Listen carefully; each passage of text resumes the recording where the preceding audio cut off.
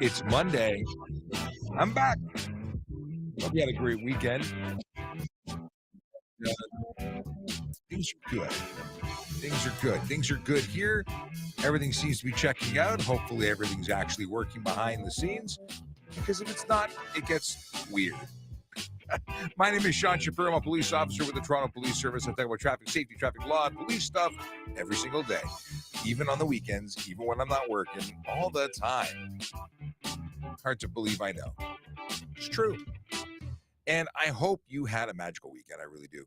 If you are watching, you're probably watching on one of the most magical of platforms. That sounds so Disney of me.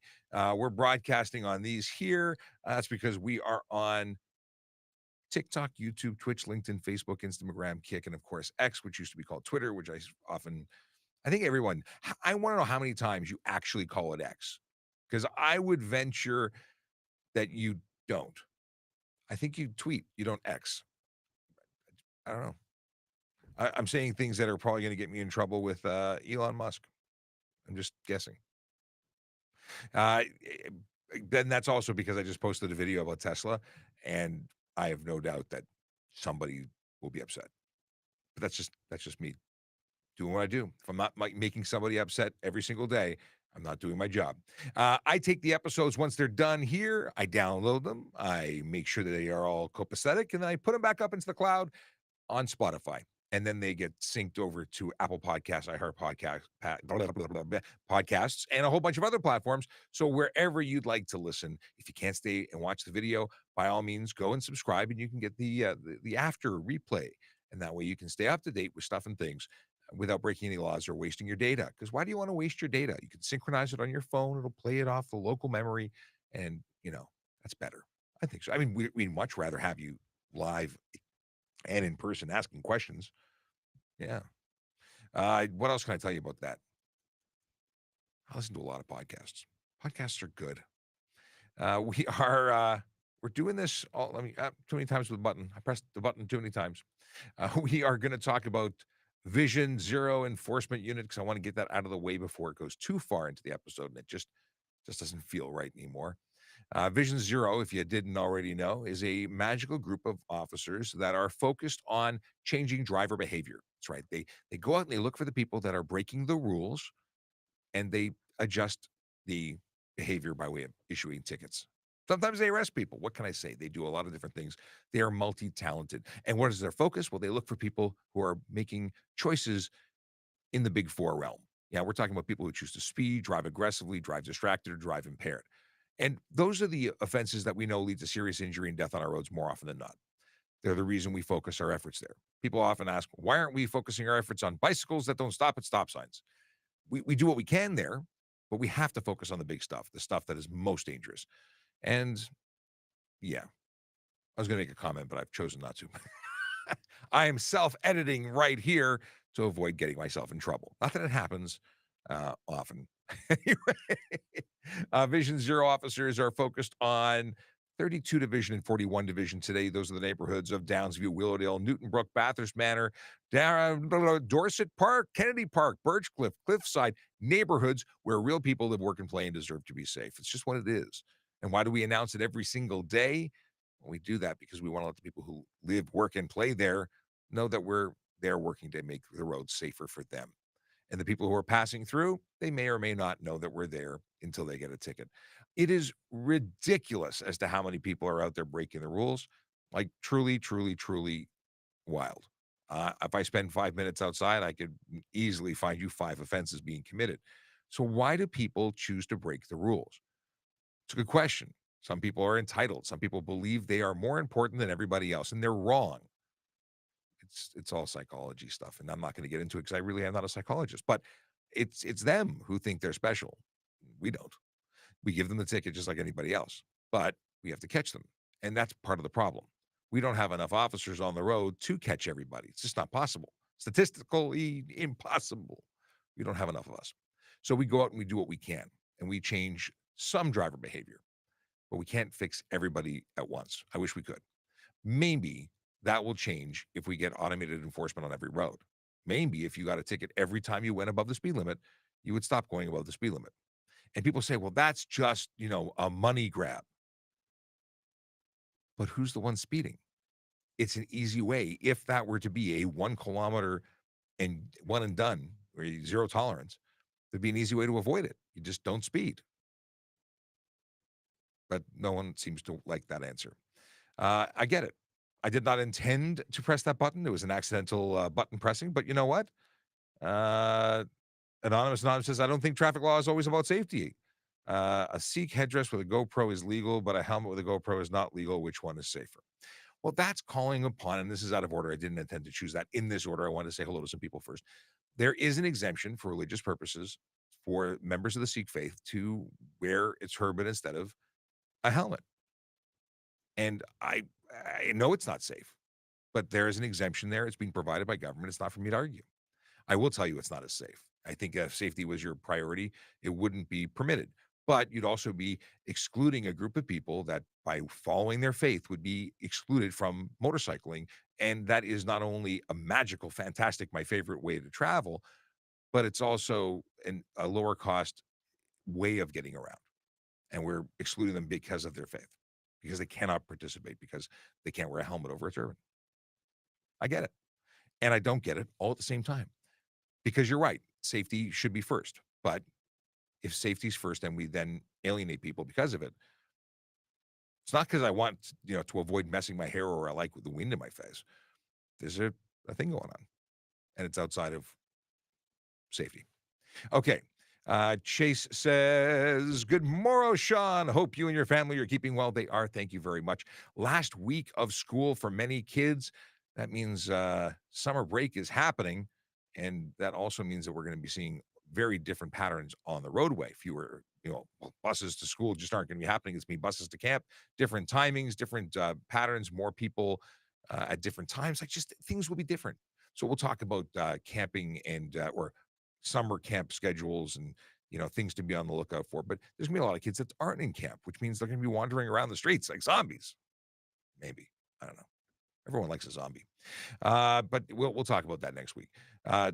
Too poor morning from Paul. Is that a typo, or or is that? I am. You've confused me. Maybe that is a thing, Paul, or maybe you meant top. Maybe it's, yeah. Autocorrect can be very dangerous. Tracy says, "Good morning." Let's see here. Chase says, "I love what Elon has done, so I try to call it X." I too appreciate the Elon and all of the magical stuff he has done. So, yeah, um, I do my best, but I'm still a dinosaur. It's difficult to change. Paul updated his too poor morning to good morning, and I appreciate that because that one is much easier to understand. Toronto Roadcam says good morning, and we've got this guy named Daryl who doesn't like the Canadian government, and it might be a conspiracy theorist. I'm not sure because he's saying that it's a corporation and U.S. securities and whatever. Let's see here. Sandeep says, hello, sir. Does Deputy Frank work out of your office? He has been on he has been on the show? Deputy Frank? Are you talking about Frank Slope from the Pinal County Sheriff's Office, who is in Arizona? Not out of the Toronto Police Office. No, he's not been on the show, but we have discussed him being on the show. So we're going to definitely collab and do some stuff. That's for those who don't know what we're talking about. Fridays with Frank is it's a YouTube show, and he's now on TikTok as well, where he does vehicle stops and documents them and publishes them, and it's awesome. Buck says, it's so cool you stream regularly. I try and stream every single day that I'm in the office. I try Monday to Friday, but I had a conference last week. I had a day off last week. Weekends I don't work. So I do it as often as I can. If I'm in the office and I don't have a pressing project that's taking my time, I absolutely stream it. I think it's really cool too. Thanks for acknowledging that. Brandon says, good morning, all you amazing people. I'm teaching a culinary class today and can't stay. You all rock.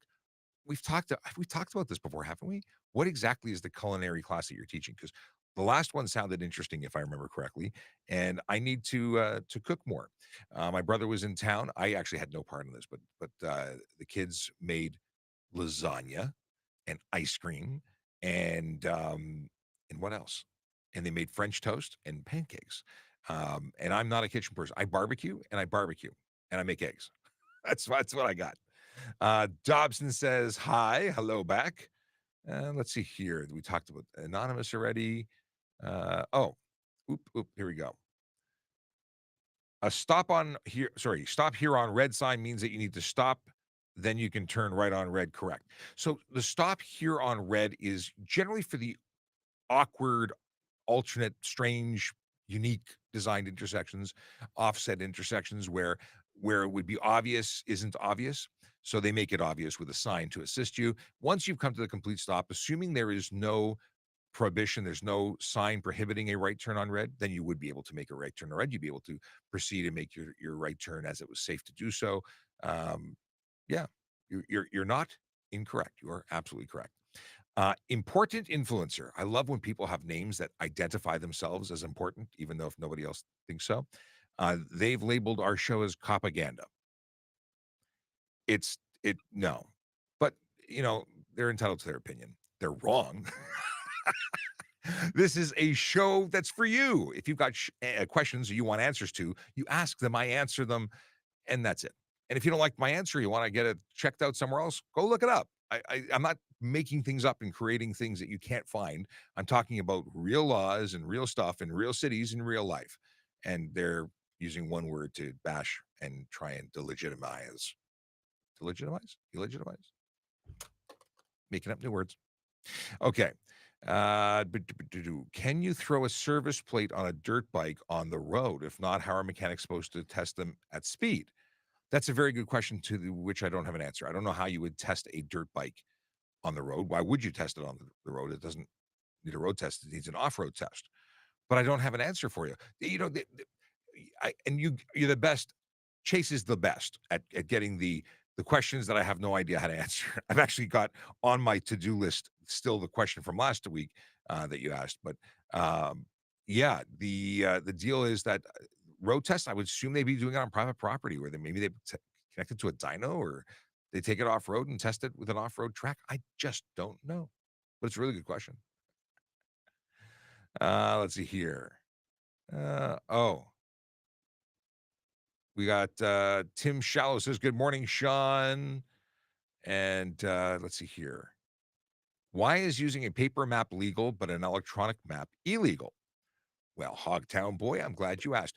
The deal is that neither are illegal unless they negatively impact your ability to operate your vehicle safely. And I say that with some conditions. If you set it and forget it, your GPS on your phone is lawful as long as it's mounted. You can mount your cell phone and then set the GPS with your destination before you enter the roadway, and then not touch it again. And that would be a lawful use of your cell phone in map mode, where there is an exemption for, and you can use your map with destinations and verbal stuff happening, telling you left, right, left, right. It's also how you march. And then you have paper maps, which if you're using while you're driving and you're focused on it and flipping pages, you could get into a situation where you're all over the road, which would be careless driving, but not distracted driving. Different charge. All depends. So hopefully that answers your question. Now, if you're using your integrated CarPlay, you can touch your screen, but then if you were touching the screen and all over the road, that's where your careless driving comes into play. The actual cell phone touching, you'd be using the cell phone distracted driving charges for a handheld communication device or entertainment device or screen visible to driver, whichever one is most appropriate at the time. Now, what else can I tell you about that? 'Cause there's something I thought I was going to say, and now I don't know if I'm going to say it because I don't remember what it was. Yeah, we'll move on. Oh, triptych. That's what I was going to talk about. Back in the old days, if you were going on a specific trip with a specific route, you would go to CAA and you'd order something called a triptych, and they would actually print a map for you that every page turn was the continuation of the route that you were going to take. So you didn't have to flip and look quadrants and figure out like on a Pearlies, which Pearlies, by the way, was an amazing thing back in the day. Are they still around? Do you think Pearlies is still in business? Does anyone need a printed map anymore? But a triptych is what we'd use. You drive down to Florida and you'd flip pages as you went. You didn't have to think about where you were going. You just followed and flipped the pages in order, and they highlighted your route. It's amazing. Ah, how the world has changed since the advent of GIPs. Okay. Does anybody else call it GIPs? Anyway. Should drivers caught on their phones or stunt driving automatically lose their licenses for a year? That's an interesting take, Brandon. It's a very interesting take. I certainly think that administrative charges should be brought onto the cell phone side. It's a personal opinion. That's not one that the service is putting out there. We take away your license for 30 days for a stunt charge administratively side of the road. Cell phone use, however, we don't. We don't impound the car. We don't suspend roadside, but you would get a 3-day suspension on conviction. Maybe they need a 3-day suspension roadside. I don't know about a year, but I certainly think that there needs to be more done because everyone's on their phone. Everyone's on their phones. Here's a good one from Wiggins Ben. Can you drive with flip flops or bare feet? Is that legal? It is not illegal in Ontario to drive with either flip flops or bare feet. Neither are a good idea.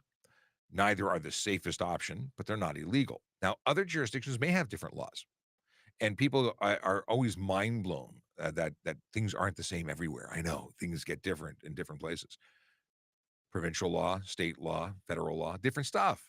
So things like driving with your interior light on, not illegal in Ontario. But I've had people lose their minds saying, how can that be? My mom told me. Well, my mom told me it was illegal too for barefoot and for interior light. And it's not in Ontario. Neither of those are illegal here. What is this? Are traffic cops trained and able to understand what is safe and what is not safe for the road? In what context? Like dancing in the middle of the road, not safe. Common sense. Speeding, even if you didn't have a driver's license, I think most people would understand it's not safe. What are we specifically talking about? Because yes, we're obviously trained. All police have a basic understanding of traffic safety. That's something that you receive at the Ontario Police College. But then traffic cops are cops who specialize in traffic, just like tactical officers are cops who specialize in emergency tactics, just like canine officers are cops who specialize in canine stuff, like dog handling. I don't know any other way of canine. Anyway, so yeah, you need to tell me more. But I appreciate the question. I just don't know what else I can tell you about it. What is this? But Sergio wants to know, what about laws for car manufacturers to ensure their cars have tech to always go the speed limit? So the idea of having geo-fenced speed limits so that on roads that have a 100-kilometer-an-hour speed limit, the car would not be capable of going faster. I think there's lots of discussion about technologies like this, and when we get into the world of autonomous vehicles, you're probably going to see that very thing happen. Because why would we put an option to speed in cars? Like right now, everyone has free will, and their car could be capable of Mach 1, but they're expected to go the speed limit. Why do we give people the choice? Maybe it should only go faster than the speed limit if you are on the Autobahn or on a racetrack. And that makes a whole lot of sense. I think it does. Maybe we'll see a day when we finally get tired of having people no longer living because of choices drivers made. Like we lost 45 people on the streets of in the city of Toronto last year to collisions. Now they weren't all speed specific. Some of them were slow speed, but speed increases your chances of becoming involved in a collision. Like and an order of magnitude. It's like for every 5 kilometers over the speed limit, it's said to be 4 times the chance of collision. That's pretty intense. So I think that you might be onto something there, sir. What do we got here? I just saw a comment pop up about a video I put up, and I said that I asked. Well, I'll let you see it. If you look at the most recent video I posted, it's about front license plates on Teslas, and someone made a comment about a comment made in the video that I just thought very funny. So I was Toronto road cams. Who said that? Well, you're watching the live, so I just saw your comment. Okay. What are the consequences for a G2 driver driving on the highway at 120? You get a speeding ticket for 20 over if you're pulled over and charged. Now, the demerit points for 20 over are only 3, so you're not gonna trigger the automatic, suspension. If you got a ticket with 4 demerit points, you would get a 30-day suspension automatically because there's increasing consequences. I think I've given it an incorrect title, but there is a, what is it called? There's a title for the consequences. Anyway, you do get greater consequences. You have fewer demerit points, and if you get a ticket with 4 demerit points in one charge, or is it the accumulation of charges? Now I really have to look. Escalating measures, maybe that's what it's called. Escalating measures, Ontario graduated license. I think that's what it's called. Other ways to lose your license. Come on. Novice driver violations. Drivers holding novice licenses must follow specific rules. If you violate any of the graduate licensing conditions, you'll be suspended for 30 days. This suspension takes effect from the time you surrender your license. You can use your license up to 2 years if you fail to hand it over. Well, that would suck. But I'm looking for a specific section, which I don't see. And of course, we'll have to leave it for another time because I can't invest this much time into one question. But on the face, you're going to get your speeding ticket for 20 over.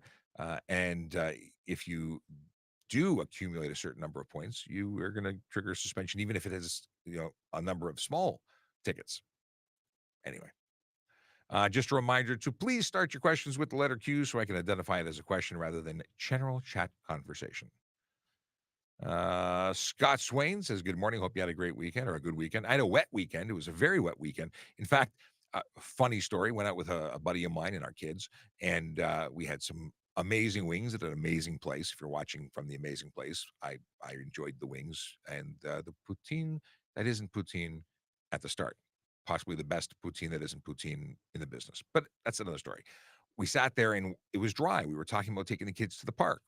And as we're eating, torrential rain. So we decided to get ice cream, which is what you do when it's raining, cats and dogs. And then it stopped raining while we were ordering the ice cream. And I said it, and it happened. As soon as we finished the ice cream, torrential rain, and it came down even harder than it did before. So we went to the bakery next door to buy stuff for our spouses, and the rain did not let up. And I got very, very, very, very wet going to get the car and driving over so the kids didn't have to get wet. But, it was very wet. Did you get wet? It was very wet where I was. Okay. How long demerit points and 30-day license suspension will be on the record? From Isha. So the demerit points stay on your license for 3 years from the date of the offense. So if you don't, and they're only added to your license after a conviction. So if it's thrown out, the points never show up. But let's say you pay the ticket or you're found to be guilty. Well, then if that took a year, they'll be on. Did I say 3 years? It's 2 years from the date of the offense. So if it takes you a year to get to court or close it to actually have it registered a finding of guilt, then it's going to be only a year left that those points will be shown. And the thing about points is that it's all about tracking how you are as a driver. It's all about determining whether or not you need to be re-educated. If you need to be suspended for being a bad driver. It's not an insurance thing. Points don't matter to insurance companies, despite the fact that everybody tells you that they care. Now, your suspension, all of these things stay permanently on your record for the police and government to see, but for insurance companies and things like that, they only see it in the short term. Okay. We got here, Big Jeff Fresh says, good day. Good day to you, sir.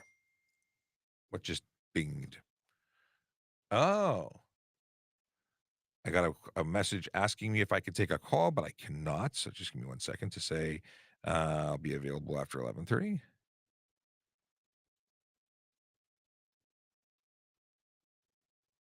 I'm just streaming. See, taking calls, multitasking here. Okay. Ba-do. What do we got here? Clyde wants to be funny. We'll ignore Clyde. Just finished a night shift. Good morning to you and good night to me. That's from Snoot Boops. Good night and good morning. And yes, I'm sure the Snoot Boops is about booping the snoot of the dogs in the picture. But yes, good morning and good night. Scrolling back because a bunch of things just loaded. This is a question we haven't had in a long time.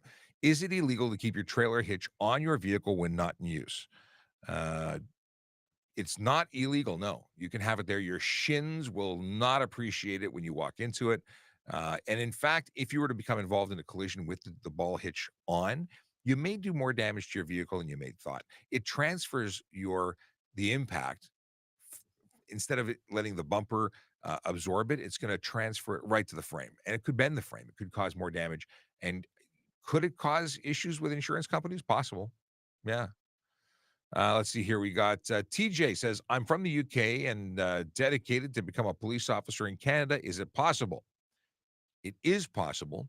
You need to have in order to apply or to become a police officer in Canada, you have to be a landed immigrant, a permanent resident, I should say, or a citizen for police officer. For special constable, for any other position with the service, you don't have to have PR status. You could be someone who has a permit to work here. Let's see here. But good luck to you on your journey. It is a magical one. And you know what? Just because it's a perfect segue, let's go into talking about employment, because I like talking about employment. That's the wrong page. I don't want this one. I want this one. Hang on a second. TPS.ca. See, it's not my computer. I'm using a loaner because my computer is having some emotional issues. It's not working right. So here we go. The careers page. And if you go check it out, you can check it out. Let's see here. I can put it on screen to say employment unit. That's the website to go to. Now, if you go to this page, you'll get information, direct links to a bunch of different positions. Police constable is the one that most people are interested in with that big old apply now button. Make use of that button to actually apply, create an account online where you can upload your resume and stuff like that. You can prepare your profile before you even send it. And then you can answer all those questions of what the requirements are so that you make an informed decision about whether or not you want to actually go forward and what you're looking at getting involved in. You can also see the faces of people who want to hire you, people who are going to, talk to you about stuff and things and recruit you and answer your questions.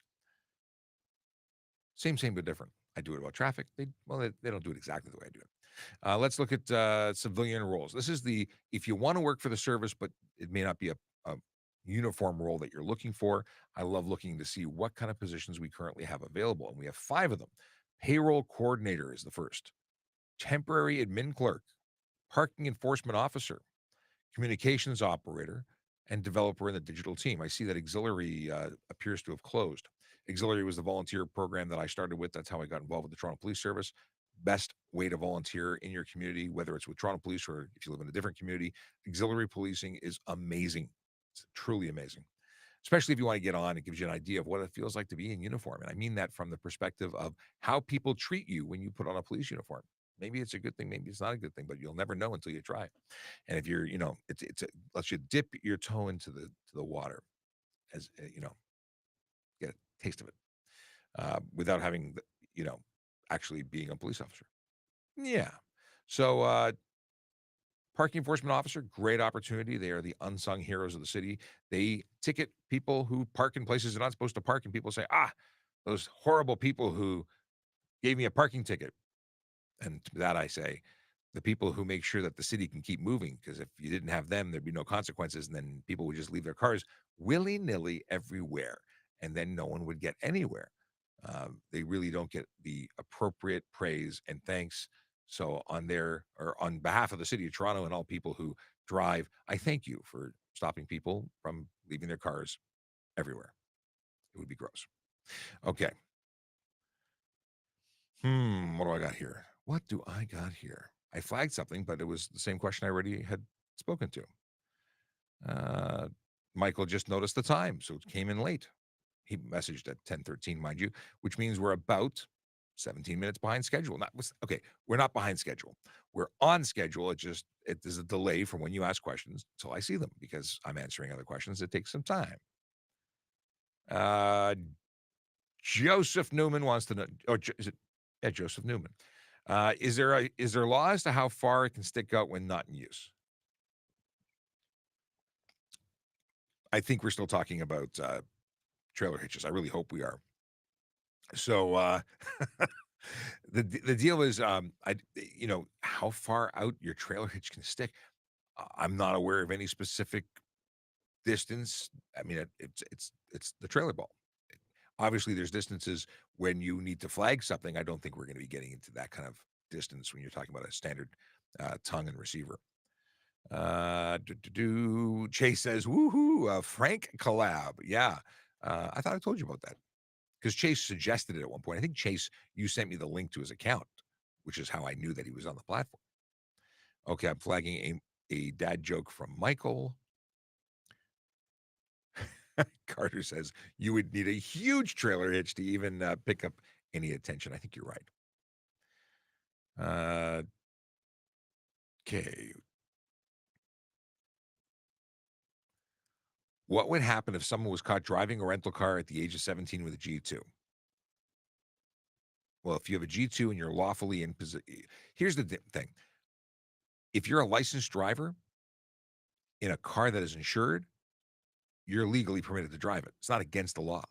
Now, if a rental company says you shall not let anyone drive the car except those listed on the policy, and you're not on the policy, and they say that they only want people 25 years old to drive the car, and you are 17, you're violating a contract that the renter entered into with the rental company. You are not breaking a law.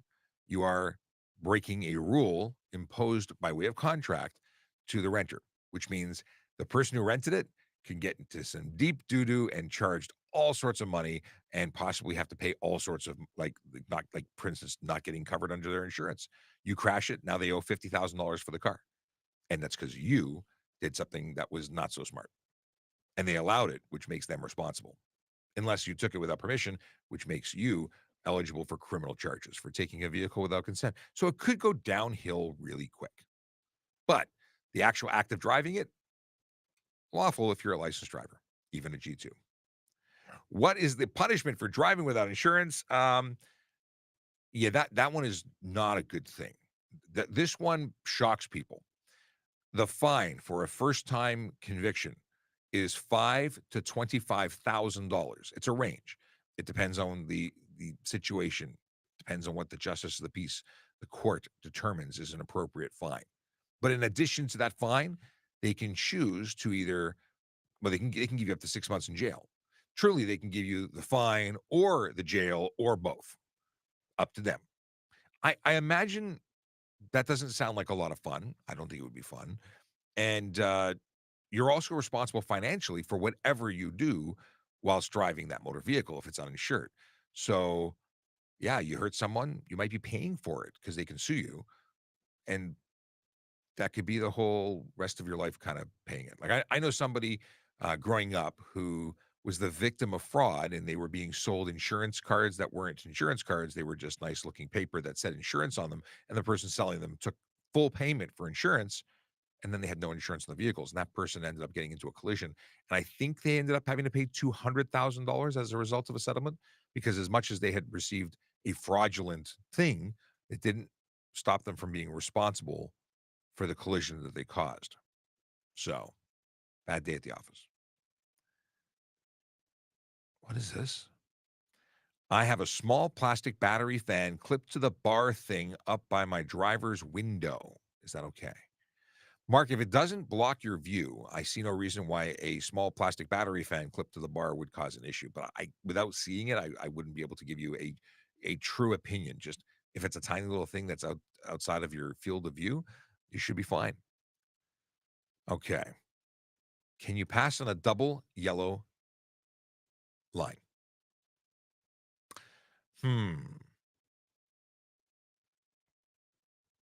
Actually, I know the answer to this. I'm just humming because I like to create dramatic pause. The answer is yes, you can technically because it's suggesting that it's a bad idea, but there's no line that says there's no law that says you can't cross a line in Ontario. Now, if there's a sign that says you can't, and the sign is a regulated sign, then you could be charged for disobeying the sign, but you can't be charged for simply crossing the line. But there is a caveat, a next what if scenario. If you caused a collision, you're still responsible for the collision you caused for having crossed that double yellow line. And the double yellow means that the traffic on the other side of that yellow is coming at you. So you're driving into oncoming traffic at that point. Okay, we got Ashley, my friend. How you doing? She's morning cap. Coffee and a fist bump. I'm down. I just saw your video yesterday. Like, what were you looking for? You were looking for something. I didn't have an answer for you, otherwise I would have provided it. But good morning to you. Okay, my friends on TikTok. Okay, let's see here. Boom, yeah, Carter jumped in with a good answer for that one.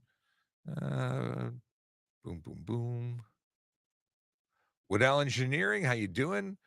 Shiny plates. What's rule on how to use center turning lane? I.e., if traffic is backed up, can you drive 500 meters? That would be misuse of the center turning lane. I'd have to pull up code to see if there's a distinct definition of how to use it. But I've laid the charge for people who do just that. There are people who are cruising past traffic, and in that center lane, it is not a lane for use, and I've charged for it. But I'd have to look it up to see if there's a specific distance you can travel before you're eligible, or if it's just going to be up to the officer to lay the charge. But it's definitely not lawful. And let's just let's have a look here. Let's see what we can see. Center lane. I haven't looked at this in a long time. It's center. Okay. Looking. Come on. Use center lane improperly. Okay. Let's have a look. 3 demerit points, $110. Where a highway has been divided into clearly marked lanes for traffic, highway being any road in Ontario. In the case of a highway that is divided into 3 lanes, a vehicle shall not be driven in the center lane except when overtaking and passing another vehicle, where the roadway is clearly visible and the center line is clear of traffic within a reasonable safe distance, or in preparation for a left turn, or where the center lane is at the time designated for use of traffic moving in the direction in which the vehicle is proceeding, and official signs are erected to indicate the designation. So if it says you can use it for that purpose, then that would be permitted. I got to go deeper than the short form wording, but yeah, within a reasonable safe distance. So what's reasonable? It's going to be up to the officer based on what I've read there. But now I've got to go look at section 154 sub 1 sub B for more for more information. But cool. I like the question because I haven't talked about it in a long time. Let's see here. Can the MTO pull anyone over, or is it just commercial vehicles, i.e., black plates? They can actually pull anybody over, any motor vehicle. Do they they have the authority to do it? But they do focus on commercial vehicles. If they saw something, they would do something, but they tend to focus on commercial. Okay. If Mitch threatens anyone who disobeys the law, excellent. That noted. Okay. Michael L, not to be confused with Michael H, says, my friend owns a small engine shop in the city. He has no space and no choice but to road test ATVs and dirt bikes on the road with no plate. There is literally no option except trailer it to the wood. Michael, that your friend is breaking the law, though. There's no exemption for them. So he's risking his business every time he does that. So maybe tell him that that's not a good idea. I get it. It's suboptimal, but there's got to be a better answer than to break the law driving without insurance on the road. Let's see here. Poophead, great username, says, "Wow, you're almost as old as me. I remember using Triptych. It's that is that is a thing that only the elite know about." Okay. Oh, interesting. So Michael would like to use Waze for driving alerts, but a map book for route planning before driving. Excellent, excellent. Okay, talked about that already. Darren Tobias, just for everyone, you should remember his name. I'm on my phone all day. I drive all day. You can't do anything to me. The most intelligent comment made this morning so far. What do you want from me? If we catch you, we catch you. If we don't, we don't. And hopefully you don't hurt anybody along the way. But people say silly things all the time. Oh, Liam is here. He says, "Hey, mate, traffic officer in Ireland here. Always interested to know with mods what's legal." Well, first off, pleasure to meet you. I was in Ireland last year, met a whole bunch of coppers, and you should reach out, DM me so I can get your email and reach out. I'd love to have a traffic chat with you, maybe even have you on the show. But in terms of mods here, that's such a broad question because any mod could be legal or not legal. If you want to know what we use, I can tell you that I have a link to the passenger vehicle and light truck inspection guide. I'm pretty sure I have that at TrafficCop.ca.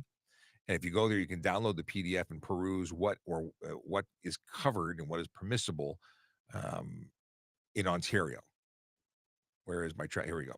So that will give you an idea as to some of the things that are lawful.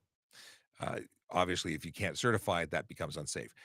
You got to have a full exhaust system. You can't bypass that. You can't have tires that stick out from the fender. You can't be too high, too low. And there's even standards including how high and how low, maximums and minimums, the distance for the center of your headlights to the ground.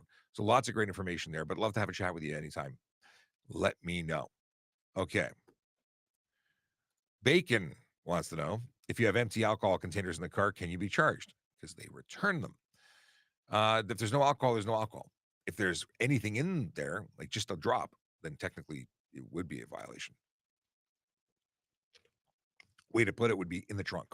I would not put them anywhere else in the vehicle, just to be safe, just to protect yourself. Because the goes on to say, drive scared, thinking I'll be in trouble. You're probably fine. You're not drinking them. You're not. If just make sure they're empty. That would be the best advice. Talked about this already. Sliding. Let's see here. MP wants to know if I saw the Hawk Tuah video. Um, I have laughed. I have seen that video. It was hilarious. I have also seen the never-ending stream of memes that have come out as a result of this, and I think to myself, "Poor girl, she's never going to be able to live that one down." Very funny. I'm sure it was entirely meant to be funny with the intention of being funny, and it was. So props to her. I hope she makes millions on T-shirt sales. But my goodness, the number of memes, I mean, they're never ending. The level of creativity has been just amazing. Uh, thanks, MB, for running the loop on that one for me. Okay. Wingus Wongus says, "Good morning, Sean. I live in a small town, wondering about underglow on vehicles in Toronto." So, assuming you're in Ontario, the laws would be the same. But if you're not directly projecting light outward, I don't think you have much to worry about. If you have the bulbs inset under the vehicle, so much so that the only light that is cast to the road is a faint glow, I think you're going to be okay.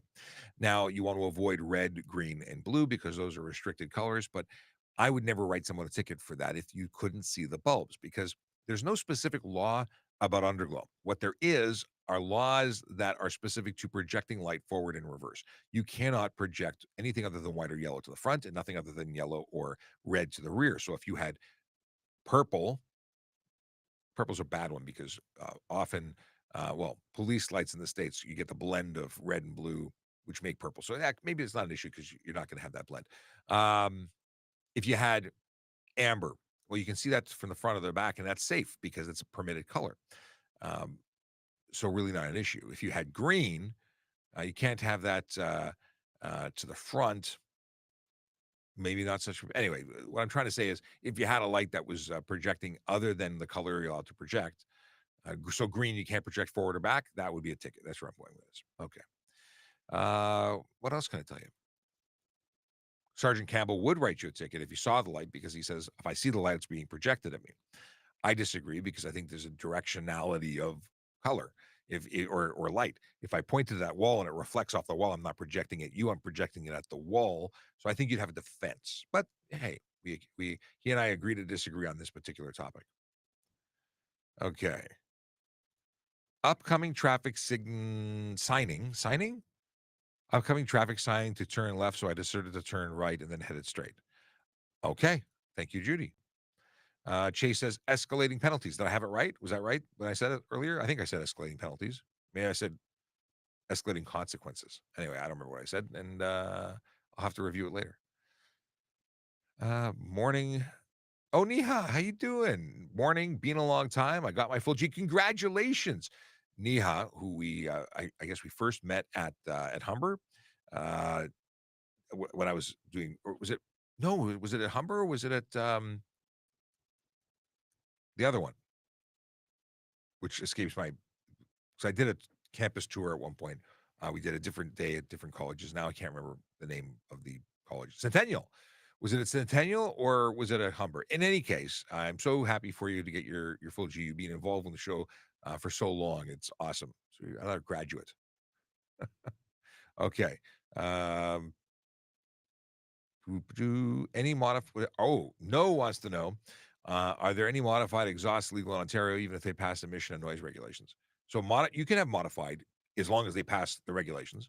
That's the whole point. If you can buy OEM or aftermarket, either even more fuller, freer breathing exhaust systems, as long as they meet the regulations and don't make a ton of noise. That's where the biggest problem is. People put the Canadian Tire specials, fart cans from AliExpress. They do all sorts of things, and not only do the cars sound pathetic, but they make too much noise and they don't meet the requirements. So that is a problem. Okay. Uh, we got here. What is this? Why does Nova Scotia have so long time period to upgrade the license class? I don't know anything about Nova Scotian license laws, so I wouldn't know what to tell you. Neil says, "Sir, how do I join and can I join with a friend? Are we talking about becoming police officers? You join individually because you're individually measured and you're competing against one another. But if that's what you're talking about, then you apply and then hopefully both of you make it. When I joined the police service originally, both my buddy and I, Matt, became auxiliaries, and then both of us joined full time. He joined as a parking enforcement officer. I joined as a court officer, and I continued, and he left, went off to do other things. But that was my friend's story for applying. We did join together. We were in the same auxiliary class, and that was fork in the road. Went different directions. Let's see here. Rear seat cameras. What's the rules on these rear seat cameras? Are we talking about in the context of personal vehicles or Ubers? There's policies by Uber, I think, but legally you can put a camera in your car. That's not unlawful. I can totally understand why you might want to. I've seen some pretty gross video of people, mistreating Uber drivers and taxi drivers. So I think you need to protect yourself. I don't think there's any law against it, but I don't know of that to be certain. Okay. What is this? Have you seen the show Lost? I have.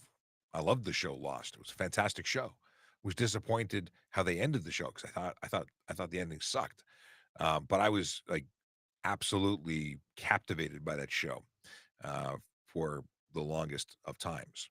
Um, and then it ended. And like I said, I didn't like the ending, but it was interesting. Okay, Bob Jensen says, "Good morning, Mr. Shapiro." Good morning to you, Bob. Hope you're doing well. Let's see here. Oh, things just scrolled away. Come on. I scroll back. And because I had just taken it off screen, I now don't have a good. Oh, yeah, here we go. Some things that look familiar. There we go. Okay. Bob says, coming to Toronto on Thursday, would love to meet with you. I am here at Traffic Services between 6 and 2, although obviously I'm tied up during the time that I am at doing the live stream. But if you're in the neighborhood, I may or may not be able to say hello. You can always shoot me a message by going to TrafficCop.ca and using the send me a message button. You'll be able to send me an email there. Okay.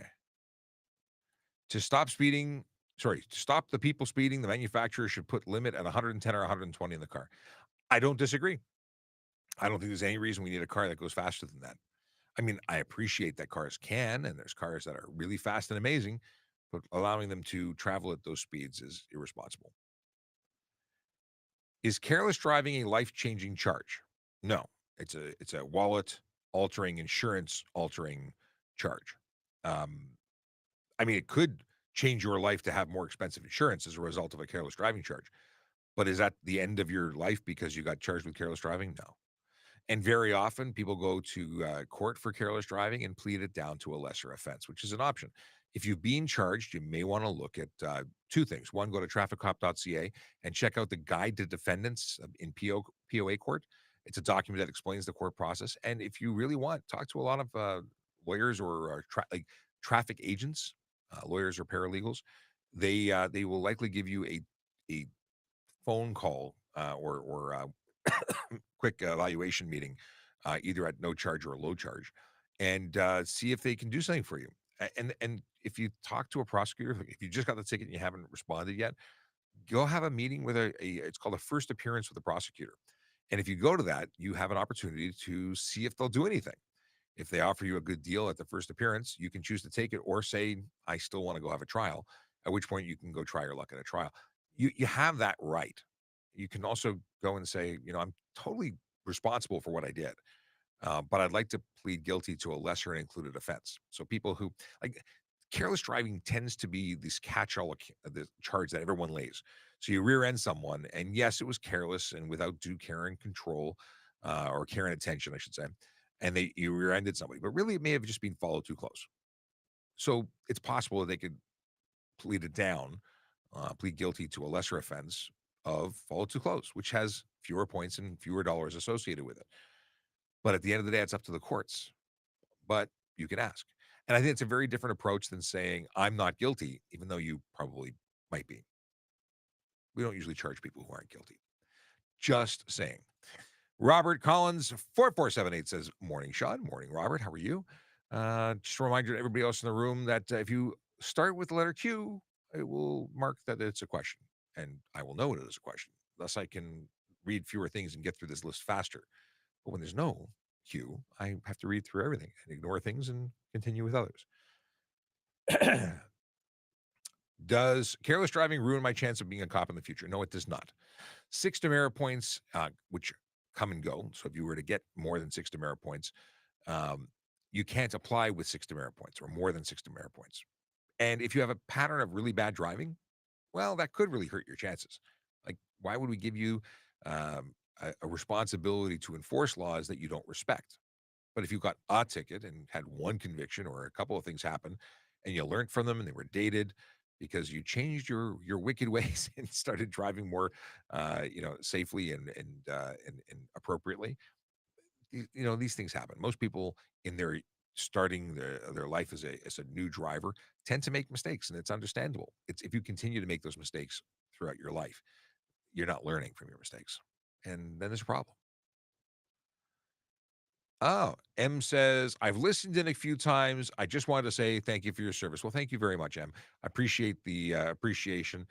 We are here to serve, we're here to help, and we appreciate that you are getting value out of it. So thank you. Uh, Player Nick says, can we bump the back bumper of a slow moving car in the left lane on the highway?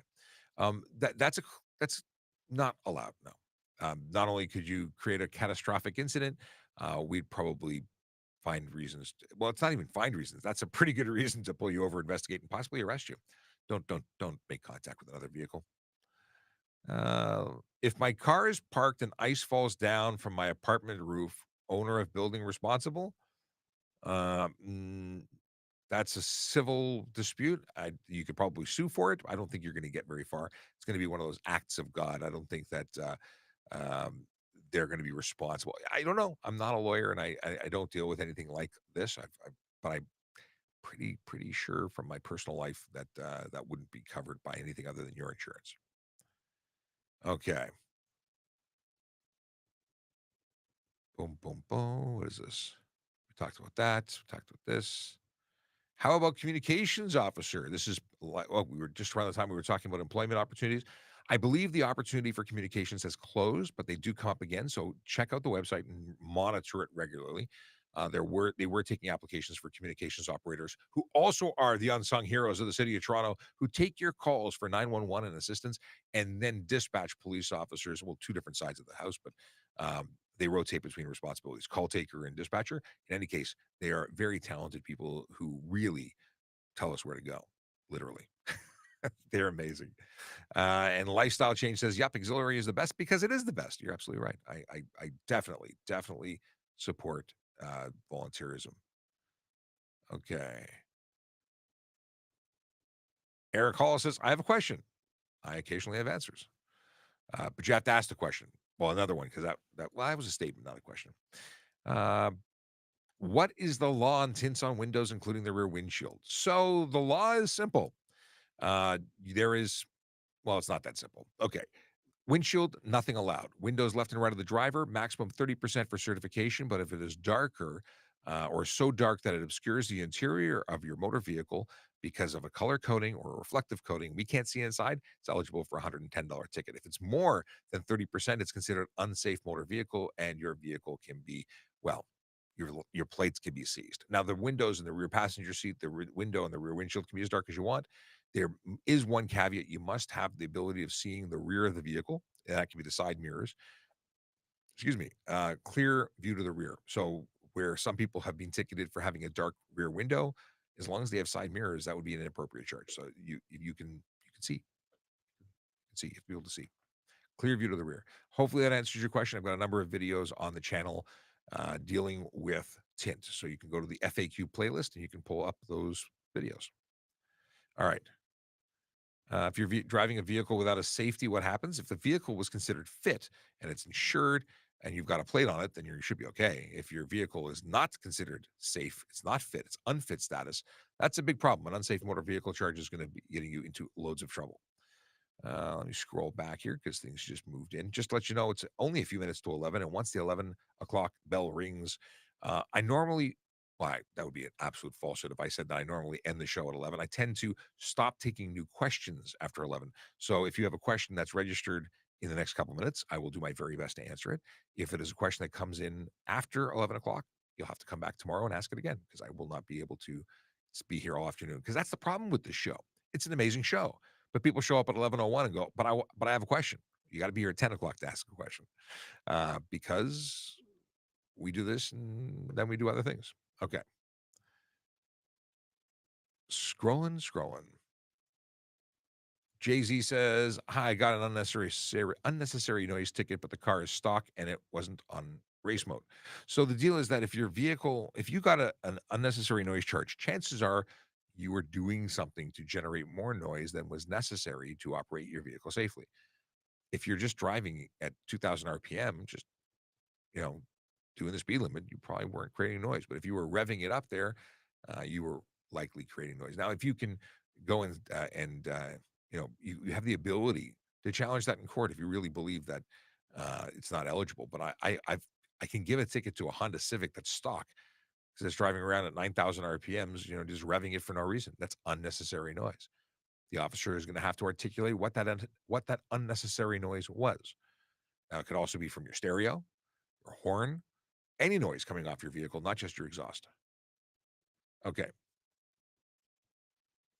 What do we got here? Okay. Somebody else talking about tint.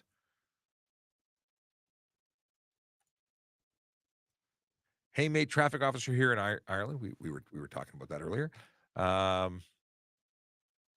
Operation Nexus, and here where we taken vehicle began. Oh, it's a two-part question. To legally modify for the show car community and encourage them a little better reception has been fantastic. So you've got your own show car. Okay, Nexus. I gotta look this up. Ireland. Send me links. I want to see this stuff. Nexus. See, I thought we were talking about crossing the border. There's a Nexus pass here for border crossing. Okay. I want to check this out. That sounds really cool. The UK, they were having they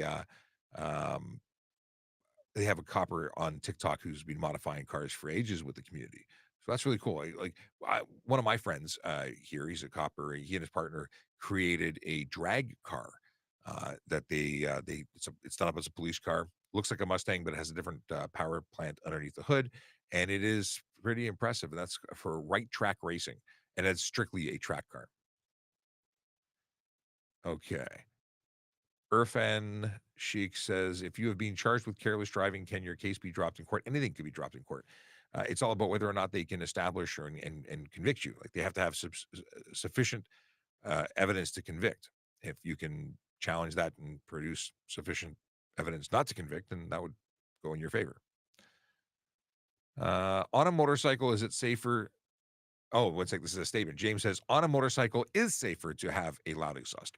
No, it's not. Uh, the truth is, there's something called the Doppler effect, and most of the time, the only people who hear you are the people who want to sleep in neighborhoods in the path of your travel, and the pedestrians who are standing still.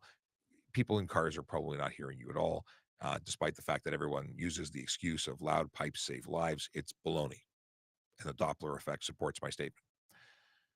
We got Akila Draconis at 10:34 said, greetings and salutations from the TMC. Sorry, I'm late. Well, you're never late, sir. As long as you show up, you're all good. Even if you don't show up, you're here in spirit. We always assume that you are with us.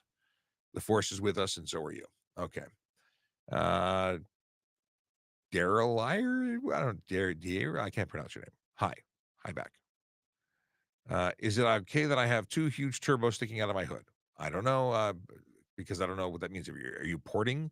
The fans are out of your hood, but they're porting back out, and like you're not porting it or bypassing your cats.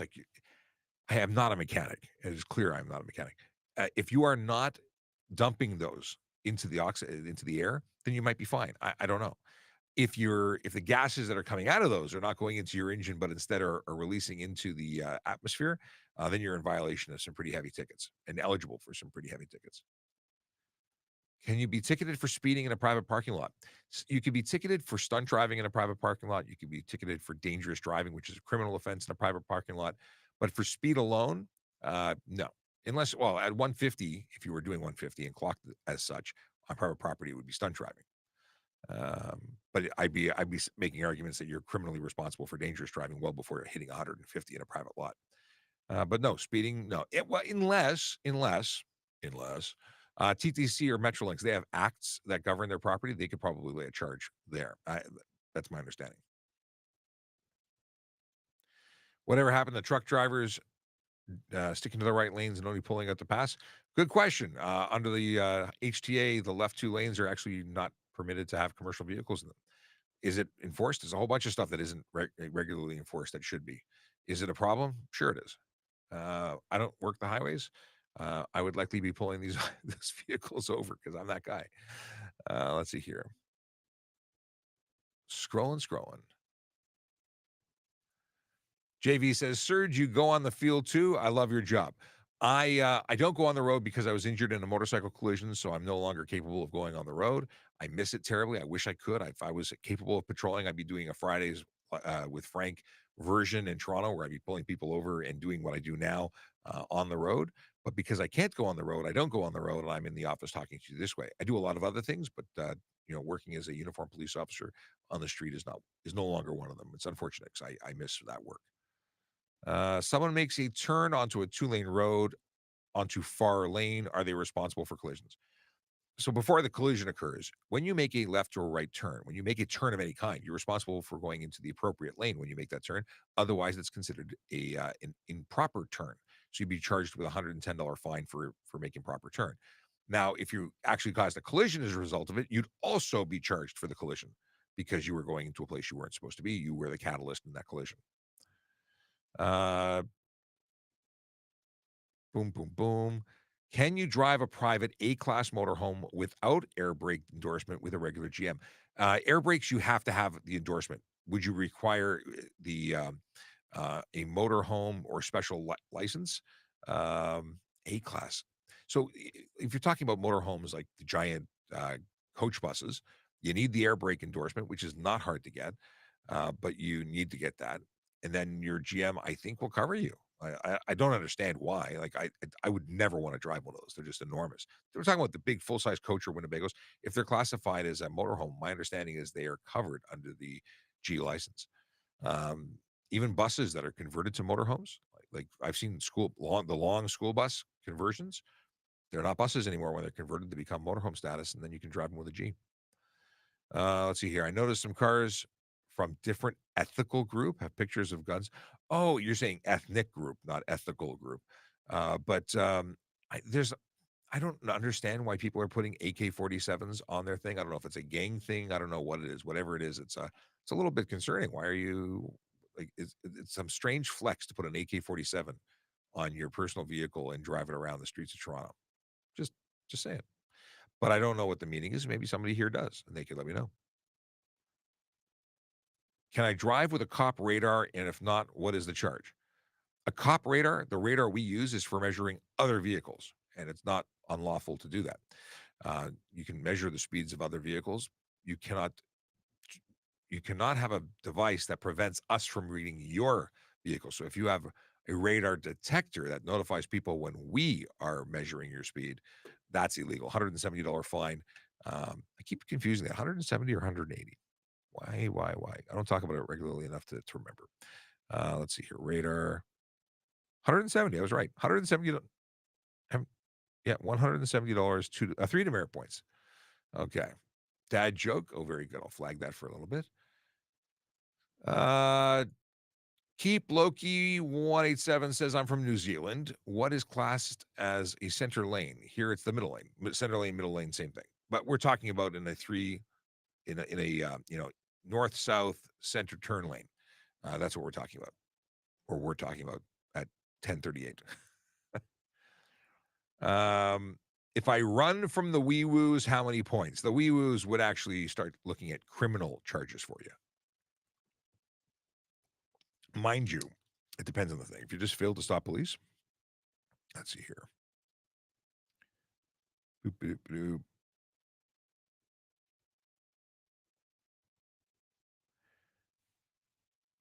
It would be failed to pull over.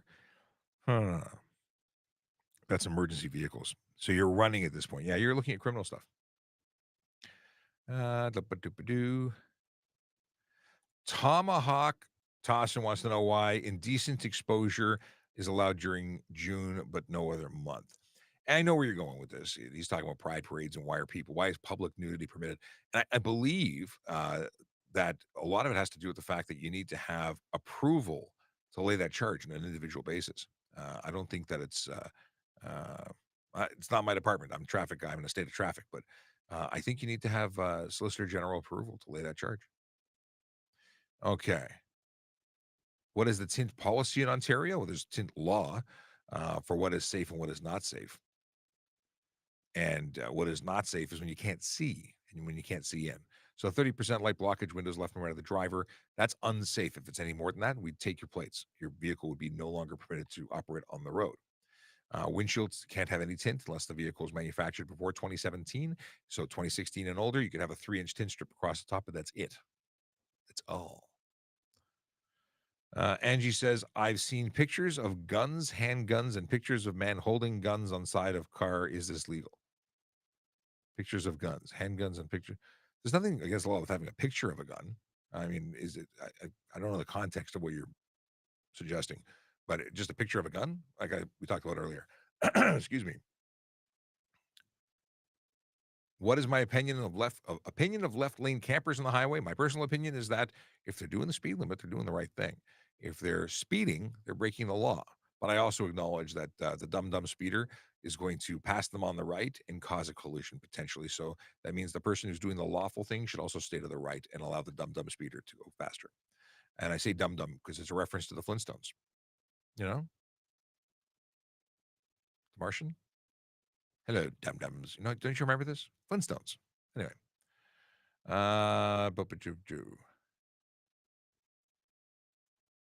Is it illegal or is it legal to install ambient lighting in my car? Sure it is. In fact, my vehicle comes with ambient lighting. Like I have my footwells, you can change you got the whole rainbow there. You can choose any color you want. T. Durham says, I just bought an e-bike. Are there any laws? Let's say I have to drive on the street versus sidewalk. Depends on depends on the city you're in. Because in the city of Toronto, nobody on a bicycle, e-bike or otherwise, can be on the sidewalk unless they're under the age of 14. So 14 and above has to be on the road. 13 and below can ride on the sidewalk or the road, but an e-bike requires you to be 16. Thus, no e-bike can be on the sidewalk in the city of Toronto. That would be the rules for you there. For Toronto, different rules in different jurisdictions. If you want more on things and stuff and things about e-bikes and the laws surrounding them, check out trafficcop.ca. I've got links to the city of Toronto and the province of Ontario rules surrounding e-bikes. What do we got here? Are electric scooters legal in Canada? This is from Andrew. Andrew Tate Lives. I have a feeling you are not actually Andrew. But electric scooters, if you're talking about kick scooters versus e-bikes that look like motor scooters, e-kick scooters are not legal in the city of Toronto. There is a pilot project governing them. There are limitations. It can, if you violate those limitations, you make it a motorcycle, subject to all the laws of a motorcycle.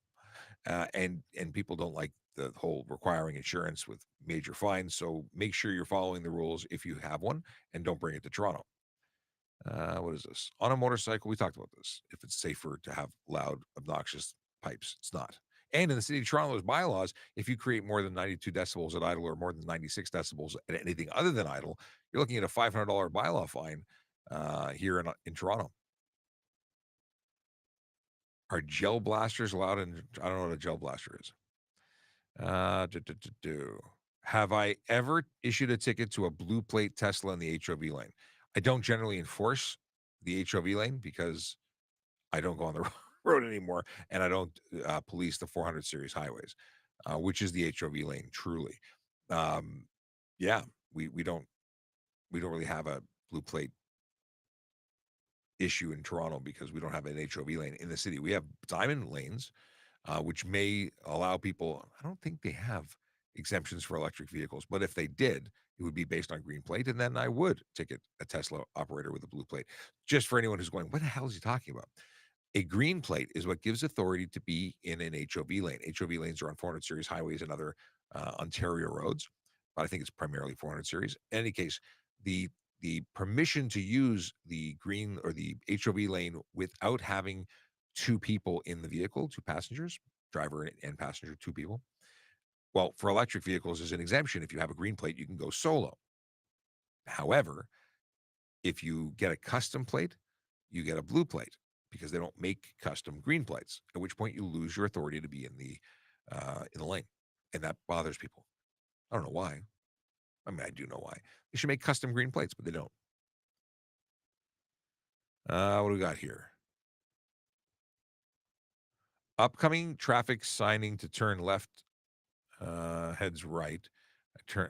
I don't know what we're talking about. This is back to Judy. Upcoming traffic signing. No, I got to scroll back. Hang on. Stand by. Bro wants to know what happens if you use a fake plate and run from the police. Well, we'll start with the arrest. You run from the police, we're going to arrest you. If we catch you, some people get away with it for a while anyway. But there's a bunch of charges, like driving without a license plate. Okay, I'm assuming you're also driving without insurance. Yeah. We'll find everything that is appropriate and lay all the appropriate charges. Okay, that's the comment I left at. Hang on a second.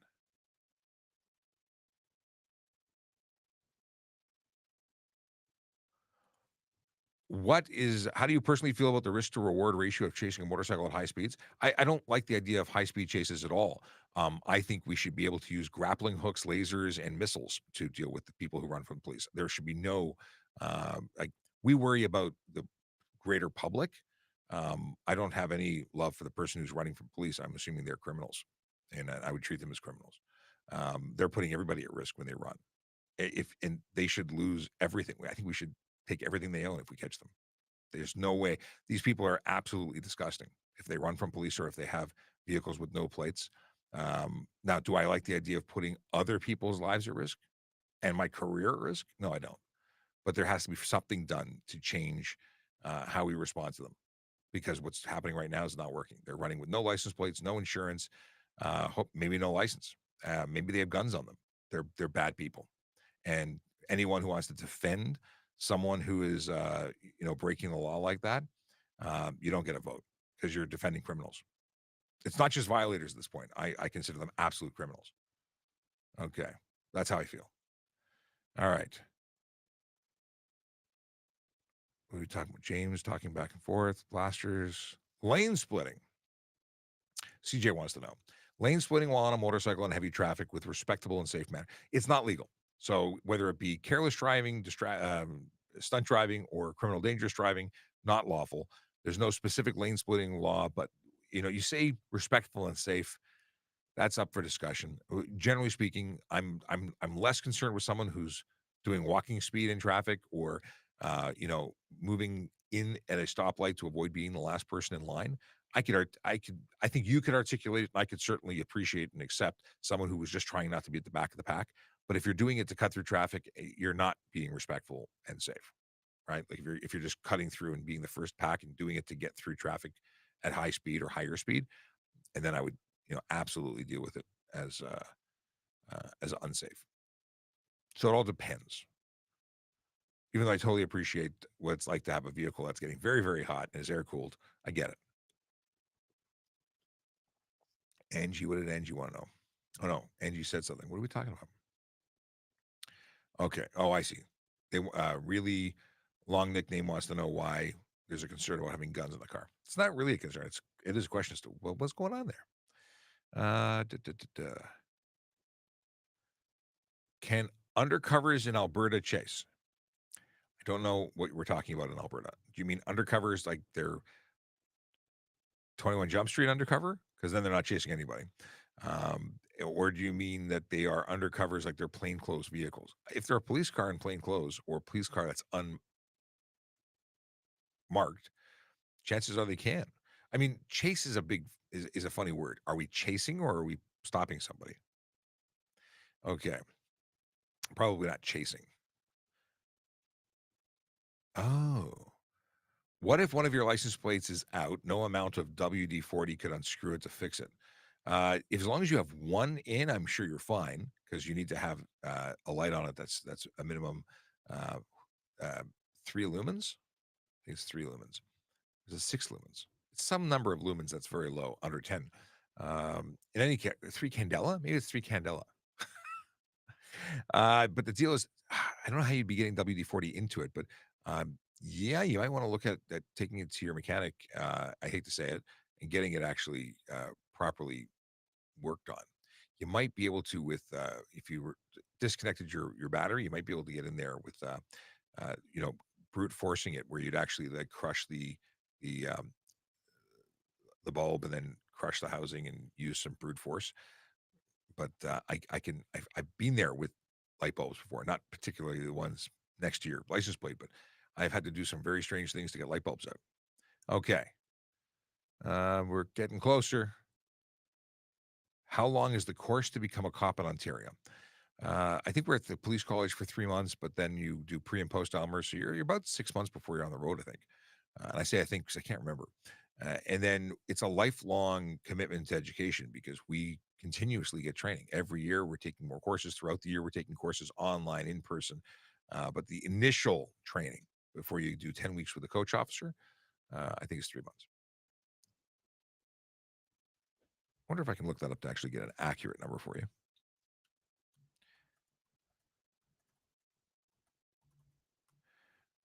12 weeks at OPC. Then I think it's 2 weeks pre and 4 weeks post, or maybe it's 8 weeks in addition to that. So, yeah, you could be at 20 weeks plus 10 weeks with a coach officer afterwards. It's a lot. It's a lot. Could it be more? Could always be more. Okay. Scrolling over to the top. Can you be a cop in Quebec or is it different schooling? It's a different police college, different laws. I might be able to transfer there if I were to take an equivalency or some kind of patch over course. It was Humber. Okay, cool. I was trying to remember if it was Humber or Centennial. Uh, Blue VP44 says, "Why do they always stop when I hit 200?" I assume you're talking about why do police stop chasing at 200 because you're doing something stupid and you're putting people's lives at risk when you're doing 200. I think that they should use a tractor beam and or something. We need something. Maybe a system that would what's it called? Not the electromagnetic pulse. That's what we need.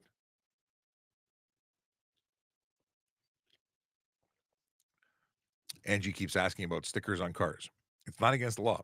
I think I've been very clear about it. Not dismissing it. I'm pretty clear that it's not against the law, though I question why it's there. Cowboy says good morning. Good morning to you. And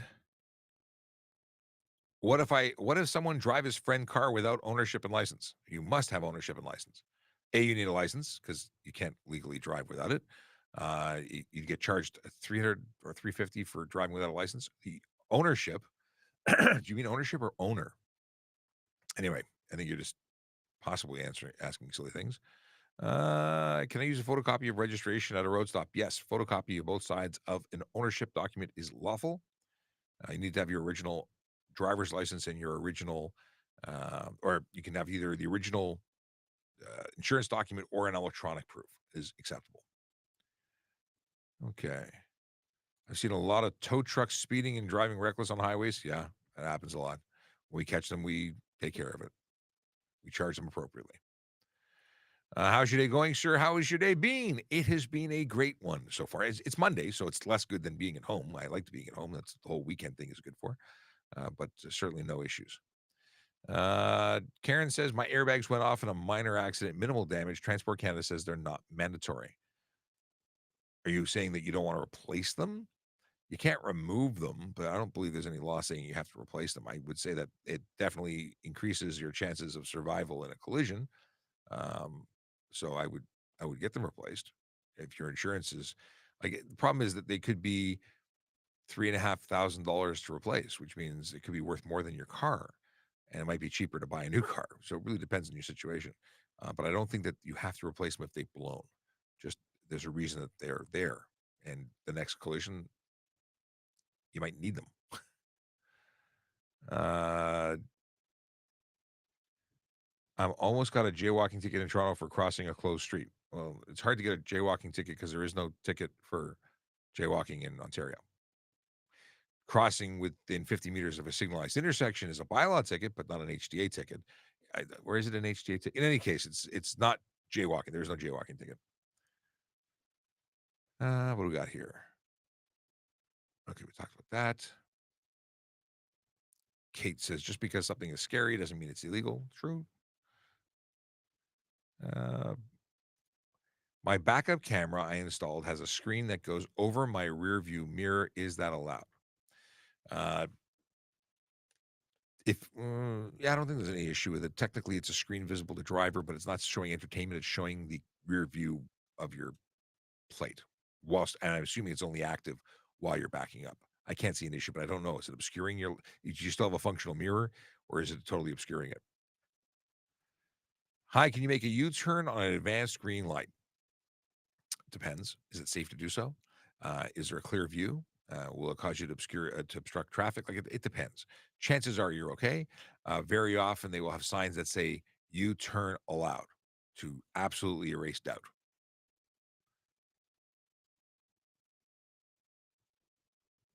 Okay.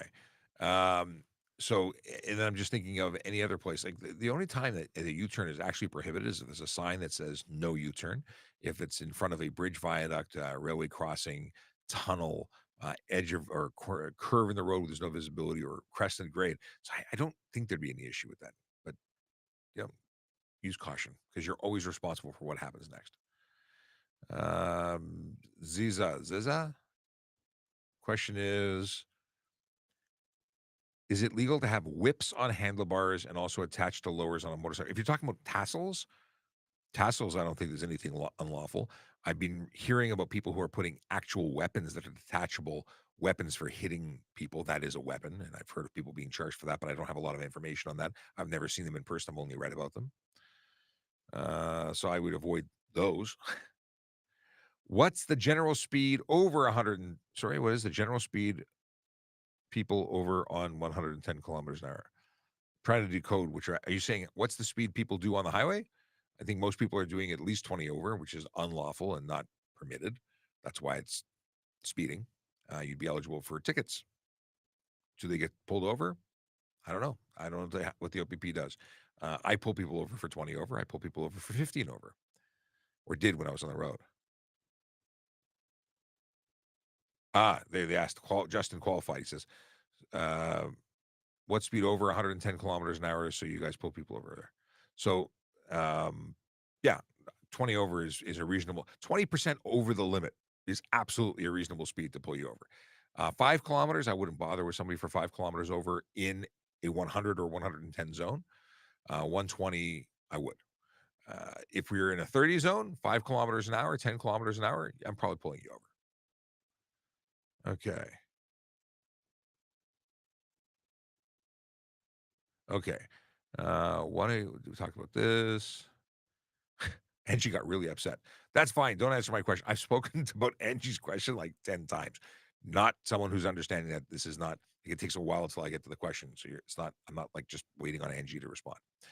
What do we got here? What are the chances what are the chances I can fight off a rolling stop ticket? Did you stop or did you roll? Because stop really requires you to stop, to stop. If you didn't stop and the officer saw you not stop, what defense do you use? Well, I sort of stopped. I slowed down. I didn't stop. At which point you're guilty. So I don't know how to create a defense for that. What was that? Oh, I was actually trying to get a seatbelt ticket question, but it popped away. The buffer's full. What is something most people do that they probably don't know is illegal? I think that there's a bunch of people who have no idea that they don't have to stop. Sorry, I think there's a bunch of people who believe they don't have to stop when making a right turn on a red. I see it happen so frequently that there must be a group of people who are completely ignorant to the fact that a red light means stop, even when you're about to turn right. You have to come to a complete stop and then turn right. And that's one of my biggest pet peeves. Like, absolutely, absolutely my biggest pet peeve, at least this week. Let's see here. U-turns are illegal everywhere, just frowned upon. They are legal everywhere unless signed otherwise, unless it's one of the places I listed like 5 minutes ago. Okay. A lot of duplication here. BC driver. Okay, question. I have a BC driver's license and purposely speed in every other province with no repercussions. Well, that's silly, rando bando, because if I charge you in Ontario, we tell BC that we charged you. When you're convicted, the points go against your BC license. Like, we communicate. We're still in Canada. We even communicate with the Americans. We all talk to each other. So if you get a ticket, it counts. And if you get suspended here, you're suspended there. So if you just ignore it, well, then you're really driving without a license right now because you've probably been suspended all over the place. Is a citizen arrest legal in Ontario? Well, considering the Criminal Code of Canada is what determines arresting someone, it is legal in Canada. It's not Ontario. While the states, for most things, are state laws, criminal code is Canada-wide. So, yeah, your citizens arrest powers, which you should only use if you actually know what you're talking about, because otherwise you're probably going to be sued and no longer own a house. Yeah, they carry everywhere, which means you need to be fines committing of an indictable offense, and there's a whole bunch of other stuff to know. So if you don't know what I just said, don't even think about arresting somebody. Call the police, be the best business you can be, the best witness you can be. Okay. What is this? Oilers, Raptors. What are we talking about? Can electric bikes ride on cycle route? Depends. Go to TrafficCop.ca, scroll down to the bottom to useful links, and you can check out what is covered there, because there's a bunch of stuff. There are certain sized vehicles that are not allowed in the cycle tracks, but are allowed in cycle lanes and sharrows, so it depends.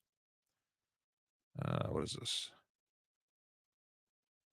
What does this say? If a mouse is in my car and scares me into crashing into another vehicle, what happens? It means, Matt, got scared and you crashed and you're responsible. The mouse is not responsible. The mouse doesn't have insurance. You are still in trouble.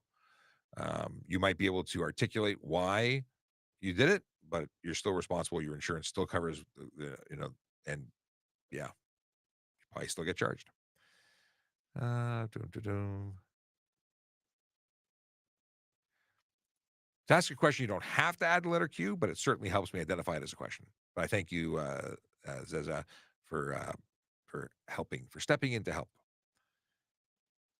Am I allowed to use my cell phone on a drive-through? The answer is yeah. Now, if you cause a collision, you're still responsible for the collision you caused, but the law for handheld communication device does not extend into a parking lot. It's private property. That law is not enforceable on private property, but stunt driving is enforceable on private property, and this is why we ask questions. It's good, Patrick. Thanks for asking it, and it's probably prompted from the situation in Saskatchewan where someone complained about getting ticketed on private property. The RCMP came out with a statement saying that they actually were observed on the city streets using their phone and then continued to use it in private property, and that's why they were charged. They were stopped on private property for what they did on the road. Yeah. And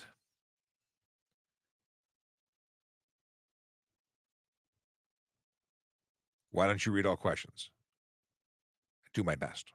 Sometimes they scroll past faster than I can. I don't answer all questions because sometimes people ask the same thing 55 times. But I did read yours. But I don't read them at the time you write them because I'm still reading the one from 20 minutes ago. In fact, it's now 11:30 and I'm just reading your question that was left at 10:57. And I will only be answering questions that were answered up to 11 o'clock. But a lot of people jump in at 11:10 and ask questions. Mind you, I'll scan through looking for really good ones. Crossing into the United States for the first time this week, any advice? Don't bring any guns or ammunition. That's bad. Don't, I say it because people do these things and they also do it the other way and get arrested. And somebody in this chat room knows all about that. But not for, well, anyway. Uh, yeah, just be honest. Be absolutely honest because if they find out that you weren't, bad things can happen. Uh, let's see here. Brandon thinks I'm cute, and or I'm so cute, and I'm assuming that's something I said that was being funny. Let's see here. Why is tinting front side windows illegal? It's not specifically illegal. It really depends on how dark you're making them. If you're making it really dark, then it's a problem because we can't see you, and because you can't see out, and because it's illegal. It really depends on what we're talking about. But there's limitations. You can get all sorts of details on what those limitations are by going to the FAQ list on TikTok and playing the video. Because I have a video on that, maybe more than one. Let's see here. Can I use my e-bike? What is this? Can I use my e-bike on the bike path if I'm not using the motor? Oh, so uh, bike path, you might, if you have a pedelec where it only works when you're pedaling, those can pretty much go anywhere. If it's one of the motorcycle style ones, you can't. So it really depends. And that's why I say check out the document that's linked on the website. What do we got here? Scrolling. Back to Oilers. What's going on here? Is it legal to drive Bronco with no doors in Newfoundland? I don't know about Newfoundland. I can tell you that it's legal here in Ontario. I'm not aware of any different law there when it deals with doors, but I would check with the constabulary, the local constabulary. Let's see here. I got a question here. Almost done. I got a question. Am I done yet? Because they're waiting for me. Okay. Can you remove your catalytic converter? No, you cannot. If you have a big driveway, can you do donuts in it? And the answer is no, because even on your private property, you are not legally permitted to stunt drive, and that is stunt driving. All right, doing dad jokes because it's that those questions were into 11 o'clock or past 11 o'clock, and yeah, I got to go do stuff that's other than this. Okay, let me quickly go here. Dad joke time. Okay, the dad joke is, let's get ready with the button. I haven't read it yet. From Michael H. My career as a cannon gunner was short-lived. I was fired. I take that back. I don't know. I didn't even find it funny. Yeah. Let's see here. Dad joke from Michaela Draconis. I tried to come up with a joke about measuring distance. This was as close as I could get. I'll give that one, the drum and cymbal. I think it works. Snare drum. Yeah. Let's see here. We talked about, I think that's the only jokes I had. That's it. All right. I've been ending the videos, the streams by playing a recruiting video, and I'll do the same today because I think it's a really great video. If you know somebody that might be interested in becoming a member of the Toronto Police Service, serving their community, give us a call. Like check out the website first, research, but send them to check out tps.ca/careers. Anyway, hope you had a great day. Hope you enjoyed the show. We're back tomorrow at 10 o'clock to do it all over again. And until then, drive safely, drive sober, and of course, smile because it looks good on you. Take care. Your future career starts with a vision. A vision of opportunities ahead, where you can see a path to a noble career, serving the city of Toronto.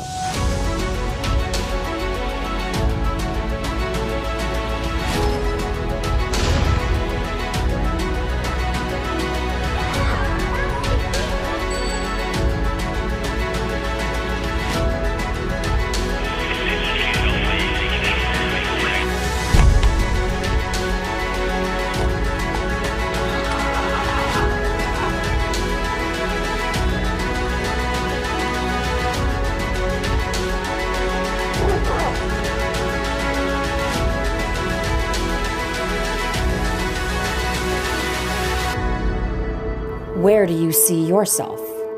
Toronto Police Service. Apply today.